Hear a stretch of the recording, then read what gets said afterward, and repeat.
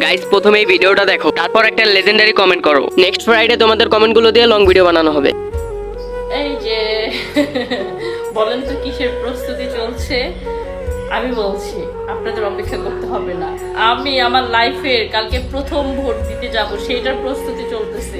আমি আরো ভাবতেছি, আচ্ছা তোমরাই বলো তো কি পরে গেলে ভালো হবে। মানে আমি কি লেহেঙ্গা পরবো না শাড়ি বা থ্রি পিস আদার্স কিছু একটা পরবো?